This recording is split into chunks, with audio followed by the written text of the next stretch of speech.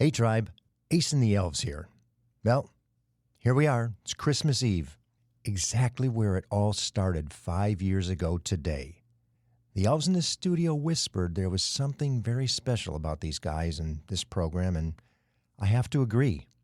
So for this episode, Matthew's got a very unique surprise, a holiday gift, if you will, along with a healthy dose of gratitude, appreciation, and excitement for what lies ahead. Come on and jump in the sleigh. We're about to take flight as we enter into this glorious silent night.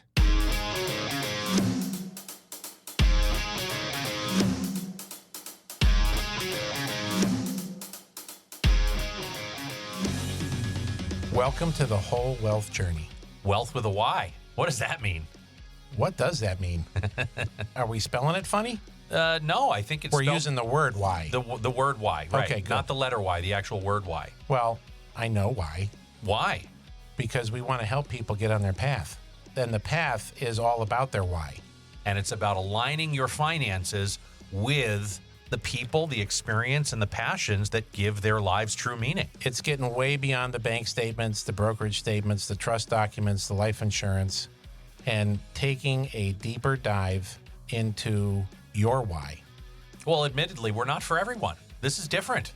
We're for the bold ones who really want to dive deeper and seek a life that resonates with who they really are at their core. Who finds value in vulnerability? Well, You and I do. you and I do, and that's where we want to play, but not everybody is comfortable with that vulnerability. Maybe we should introduce ourselves. What do you think? Oh, that's a good idea. Jim Gebhardt. And I'm Matthew Grishman. We are the co-creators of the podcast, The Whole Wealth Journey. Ready to find your why? Then let's get started and get you one step closer to unlocking your inner wealth and well-being. So what are we grateful for today on this lovely Christmas Eve? I think we should have Ace kick us off with gratitude today. You and I go on ad nauseum on the subject. Let's have Ace on mic in studio with us today. Kick us off with the gratitude. It would be a very special listener who would understand where I'm going to start, because I'll start 5 years ago with gratitude for a couple of guys that I was referred to or referred about when we have a conversation. And on Christmas Eve, 5 years ago, you show up in the studio for the first episode of, at the time, what was Financial Sobriety, now The Whole Wealth Journey. And what a 5 years it has been in so many ways, personally, professionally, change, technology, the markets, you name it. Just an amazing 5 years.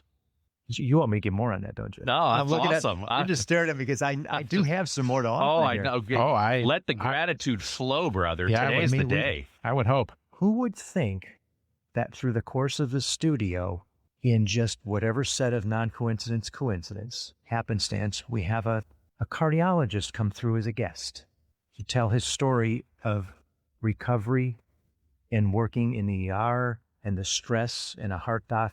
And 2 days later, I have a heart attack. Not even 2 days, less than 48 hours.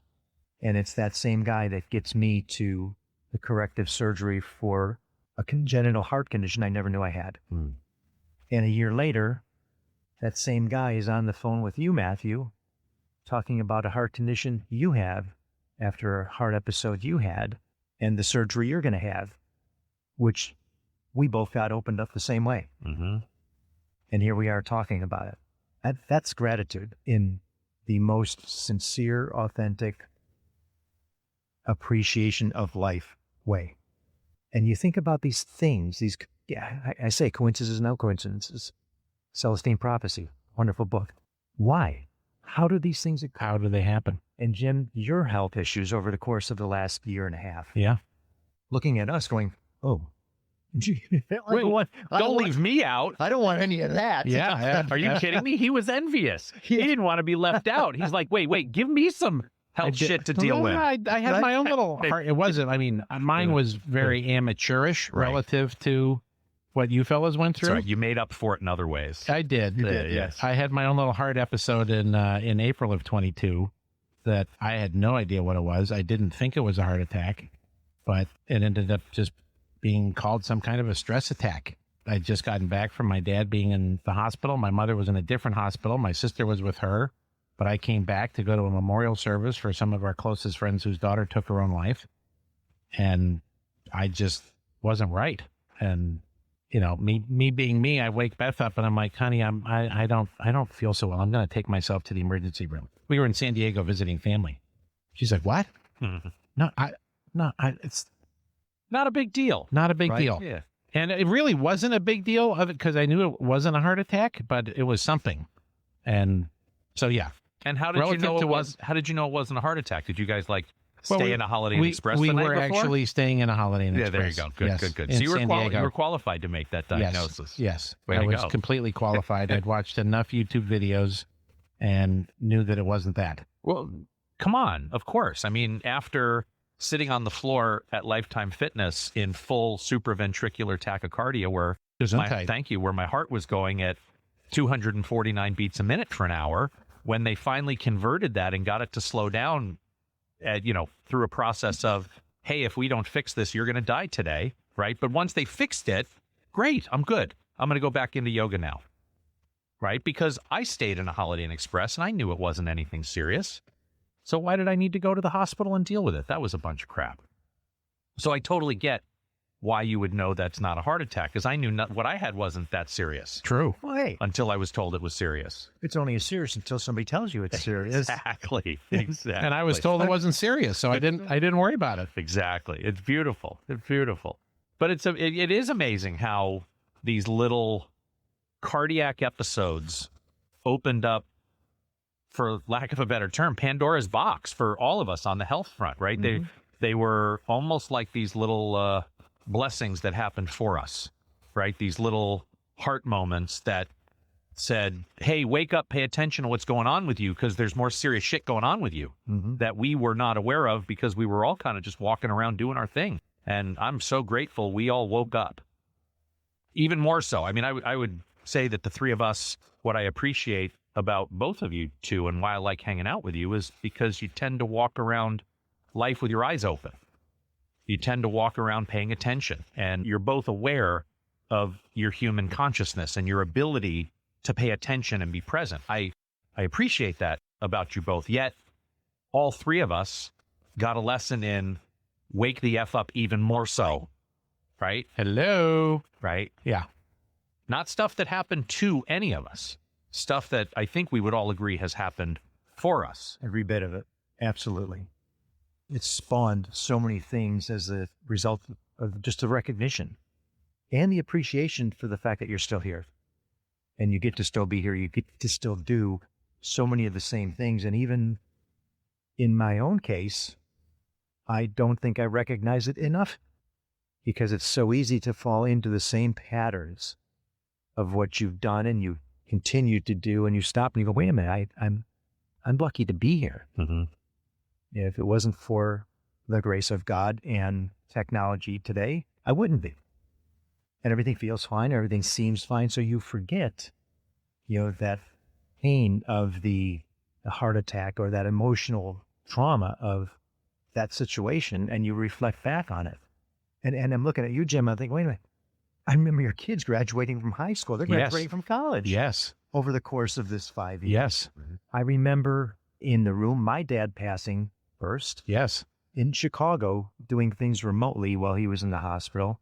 Then your parents over the course of the last couple of years. Yep. Both in 2022. And I mean, these are big life changes. And here we all are still. And we're actually talking about it. And for the people who are listening to the episode, same thing. Think about the course of the last 5 years, what's changed. So many things. And that's just personal. You start to put it out into the ether and the globe, our country. I can't help it. We had a Trump term end and we had a Trump term coming back. Yeah, right. Right. Whoever Unthinkable. Who would have thought? Unthinkable. Right? Right? Yeah.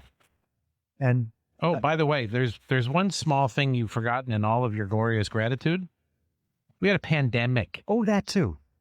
And the world was shut down And how for quickly, 2.5 years. You talking about right? a retirement planning pandemic where we don't have enough money for everybody to retire? Is that what you're talking about? That's a crisis. Oh, What do you think?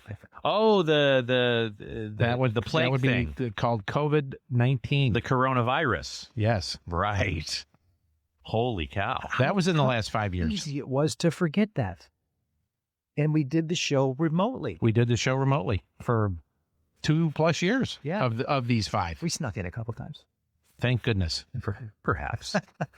It was easy to forget about. I don't think the people that are losing their jobs over not coming back to the office are forgetting about it. They're being reminded pretty quickly about how the hidden blessing that came out of that whole experience, right? There were a number of hidden blessings that came out of the whole COVID experience. Again, if my gratitude today is all for this way we get to see how things happen for us. Are we on you now? I didn't know I was done. No, we're not done, but we're still on you, and it's all going to be about you today. But I love this conversation about, how we can look at things like COVID and some of the harder things the last 5 years, and have a way of seeing, like, how did that happen for us? What were some of the blessings that came out of some of this hardship, right? The sweetness on the other side of the sour.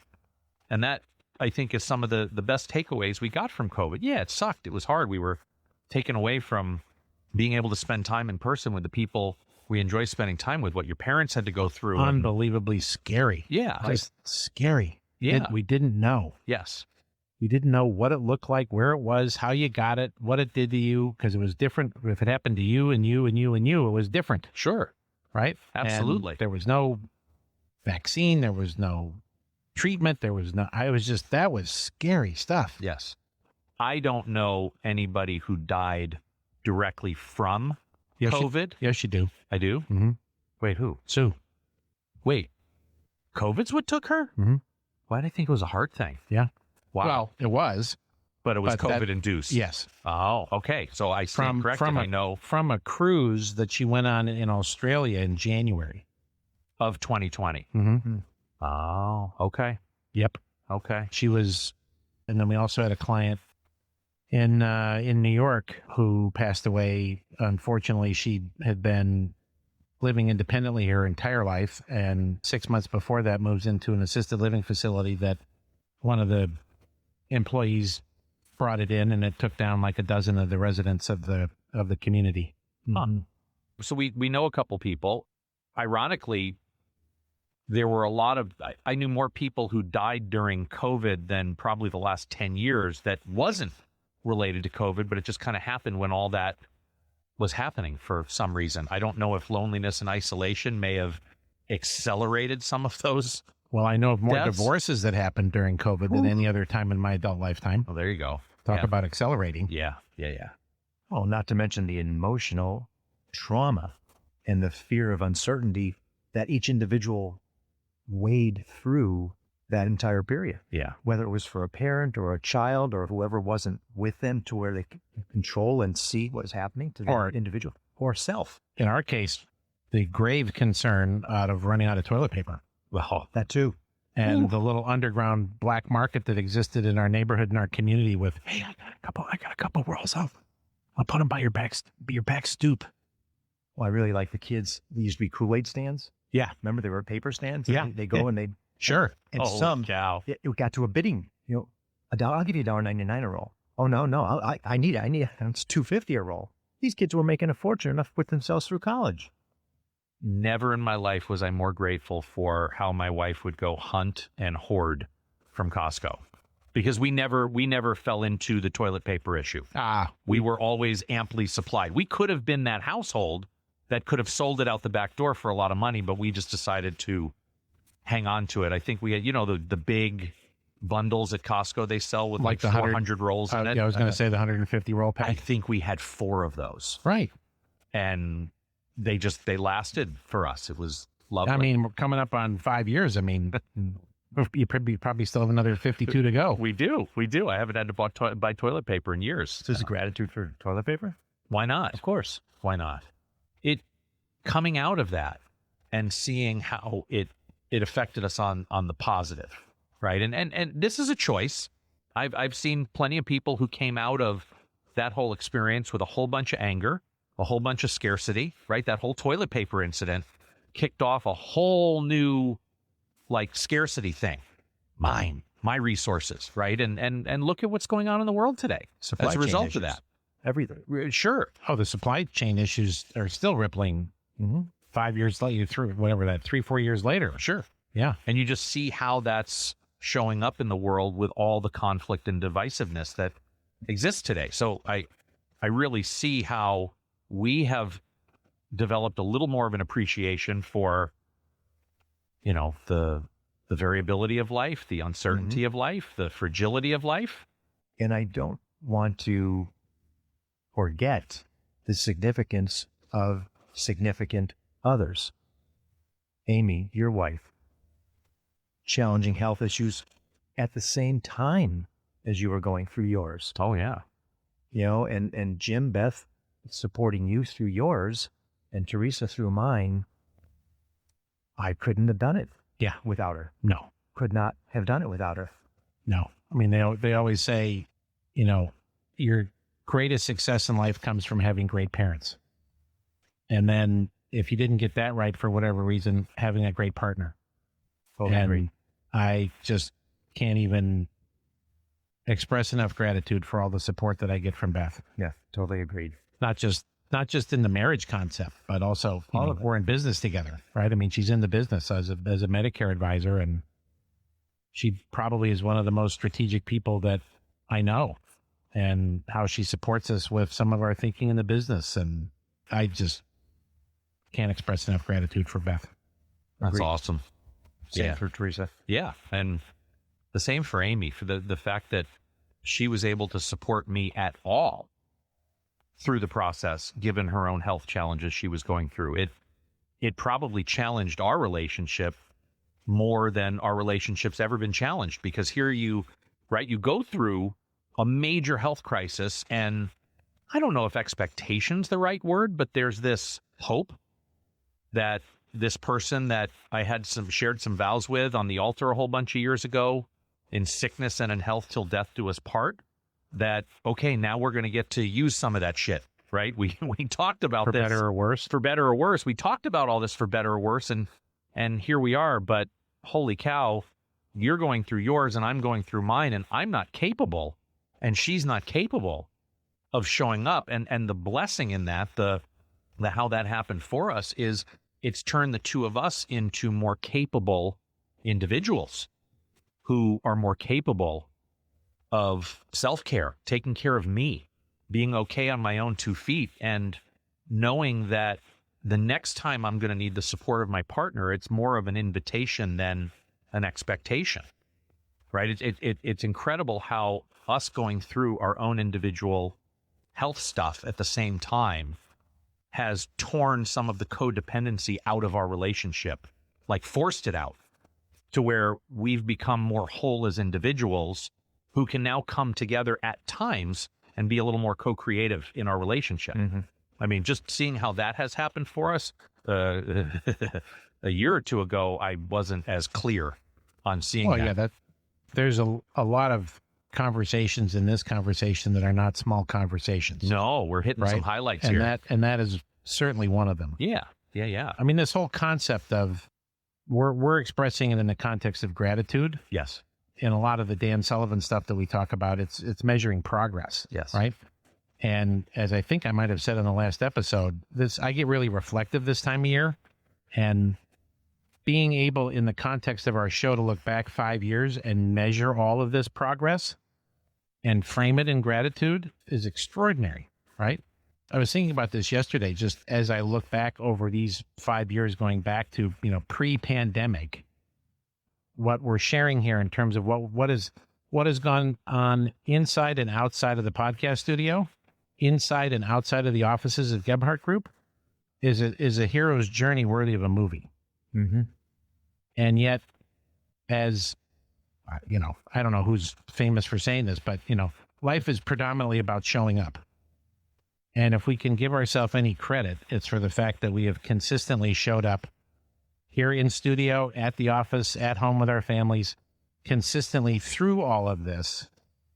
Because when we've looked at our own hero's journey with Gebhardt Group and what we've been able to accomplish as a business, year in and year out over the last 12 years, I mean, the business is almost 20 years, But in terms of measuring our own progress in a business setting with, 11 out of the last 12 years being records. Yep. With the backdrop of your health, my health, a death, a disease, a pandemic, it's just astonishing to me. And that as people, our process has been tested multiple times in 20 years from a planning standpoint. Our investment thesis process has been tested.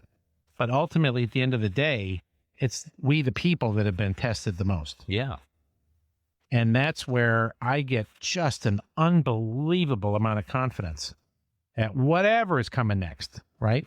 Because here we sit on December 24th, but if you rewind the tape to a year ago, a year ago. So, call it the holidays of 23, all of the anxiety that existed around what was coming in 24. The election and what's going to happen with inflation, and oh my God, interest rates are at sky high, and wars all over the place. We got more wars than we got warts. I mean, it's just unbelievable. And yet here we are a year later with the same considerations to some degree. Yeah, same headlines. They same really headlines haven't changed. Now the election's over. Now what? Now what? The war in Ukraine. Now what? Right. The Middle East. Now what? It's the same. It's the same. I think it was either our friends at American Funds or your former employer, Lord Abbott, that used to have the wall of worry. Oh, yeah, that was American Funds. American Funds climbing the wall of worry. Yes. With the backdrop of what the stock market has done over the 72 years since, right? Yes. And not to make light or belittle any of the headlines, but it is a little bit of same clowns, different circus. Oh, yeah. It's part of the way I have to kind of de-stress, or as one of our consultants has taught me the word, when I'm dysregulated.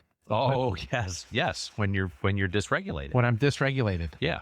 I mean, they like Metamucil for that, don't they? Well, yeah. For me, it's restless, irritable, and discontent. And you slug a big thing of Metamucil, or for some people, it's a big old thing of vodka. Right. That settles that. You said that so easily. Restless, irritable, discontent. Those are the three. Sounds like a commercial for that's dysregulation. Middle age. IBS. IBS. Absolutely. Absolutely. That is restless, irritable, and but we know discontent. he's okay because he still has toilet paper left over from the pandemic. Absolutely. I'm going to your house in the next pandemic. We might have been out of it after today, but so I digress. It's my way of being able to kind of process and cope with all the stress in the world. Sure. But it's unbelievable what 2024 has been like in the context of our business, sure. Right? The stock market and what it's done, the economy and what it's done. Right. Ultimately, the consumer and what they've been able to do, because the consumer is still 70% of the economy. The consumer is still consuming.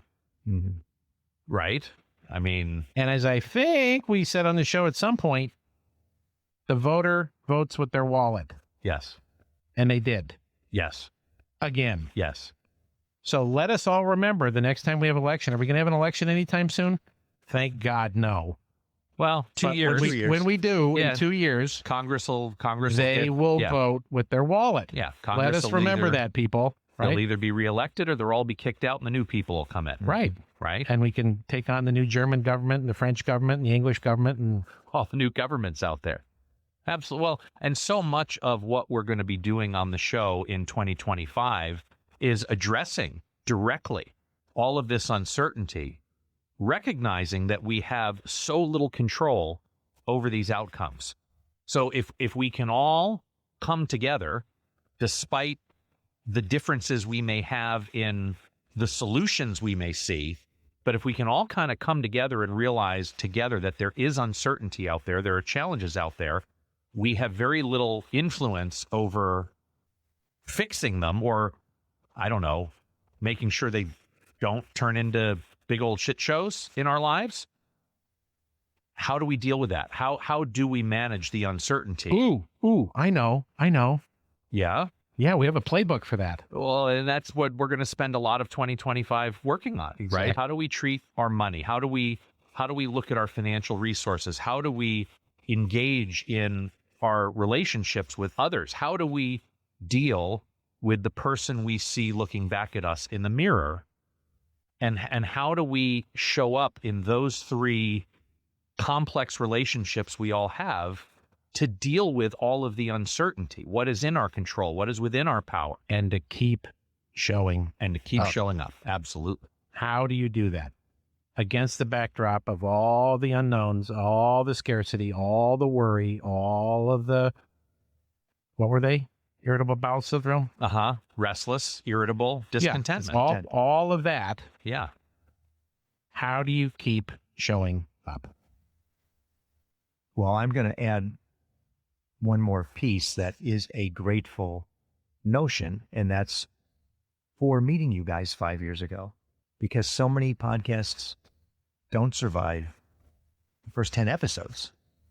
And aside from the podcast, the relationship that we've built, the value of what we discuss in this studio, which most people don't get to hear so many times, but the ability to do that with people like you is something I'm certainly grateful for, but it's a blessing.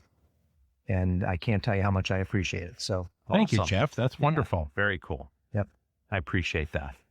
I think As a recovering Catholic, us. there are times when I come in here, and given that we're in a rather small room that's mildly padded, mostly for acoustical purposes, it does, as I've thought about this, remind me a little bit of a confessional. Does it not? Yep. And there's no windows. We have headphones on. It's very silent. It's very peaceful. And there are many conversations that we've had that I've enjoyed immensely that I so desperately wish were actually recorded. Oh, yeah. Well, that if we recorded all of those episodes, then we'd have a new show called The Jew and the Gentiles. I knew you were going to bring that up today. Which is How appropriate is that? freaking happened. I just knew that was going to come out today. we have Well, to yes, launch it's that Christmas show at Eve. some point, right? Well, all right. So I'm unofficially putting it out there in the universe that one day we're going to capture all of our pre-show and post-show banter, and that's going to be produced as The Jew and the Gentiles at some point. And then you, as the listener, can figure out who's who. Oy vey, that's going to be fun. What a puzzle that's going to be to figure that out. Well, ironically speaking, this Jew has got a present for you two Gentiles today. I decided that instead of hearing Ace the Elf craft a little "'Twas the Night Before Christmas," I did that this year. How about it? I decided to craft a little "'Twas the Night Before Christmas" a la Whole Wealth Journey Gebhardt Group style. Wow, how about it? Yeah, right? Can I go get my jammies on first? Please. And some chocolate. Emily made some ginger snap cookies last night in our house. Nice. Oh my God. Oh, Not- nice. not I need a couple of those. Not to- after 8 Hang p.m. on. No. Hang on. Wait. I might have brought something that'll help this along. But wait, there's more. But wait. What the oh, yes. You got these, right? Yes, we did. And I Milk chocolate potato chips from Four Brothers. I doth not open. No, this is not open yet. It's going home to the people in my house who love chocolate and potato chips because I can't. No. It's been in my...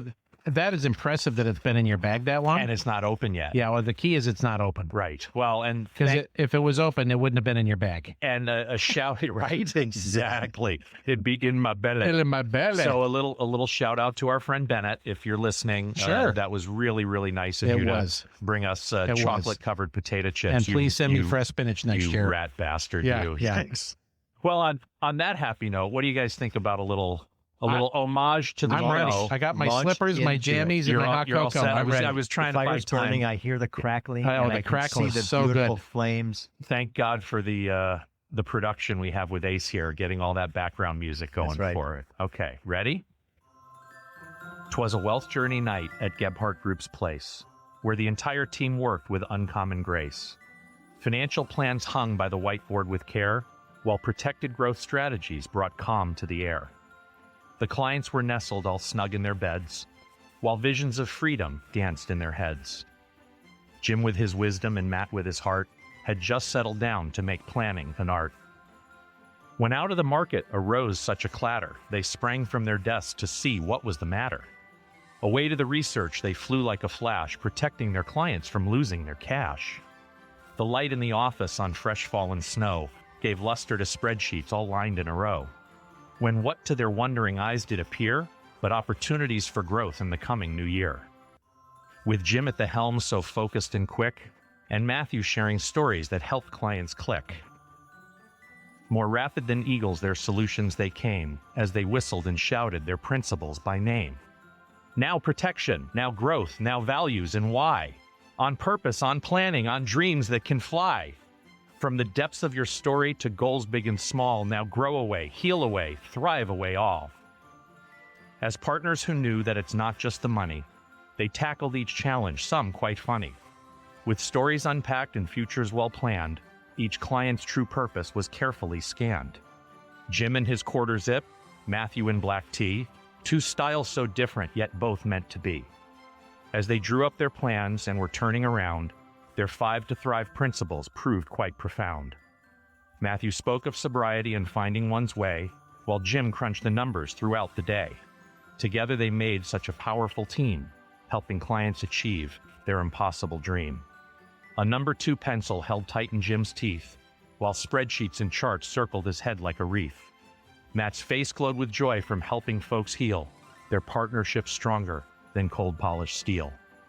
They spoke not a word, but went straight to their work, aligning folks' money with values, no quirk, and laying the groundwork for all their tomorrows, transforming their traumas, their fears, and their sorrows.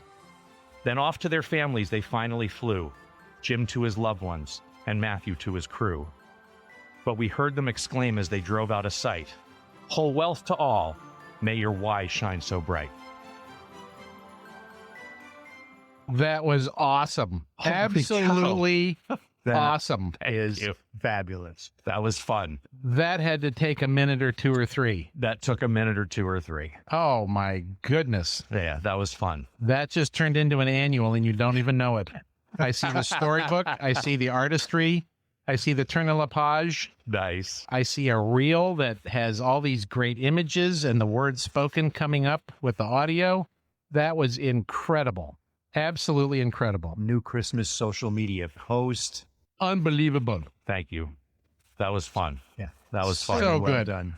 When I'm feeling the love and gratitude that I've been feeling lately, you two fill my heart up. That was easier than it sounded. That just started to kind of flow. That's awesome. So thank you. Thank you. That's That just absolutely awesome. Well, Merry Christmas, fellas. Merry Christmas. Merry Christmas. This is an to you honor guys. and a joy. And bonus, we might even have some more for New Year's Eve next week.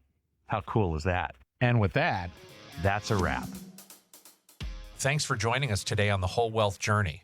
Whatever your path may look like, our purpose is to make sure that your way forward aligns with your core values and intentions.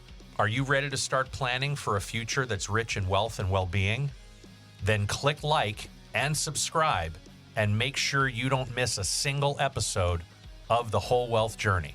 So if we've struck a nerve with you today, where do people go? You can find us at gebhardtwholewealth.com. That's GEBHARDT wholewealth.com. And once you get there, make sure you connect with us so you can take the first steps to finding your why.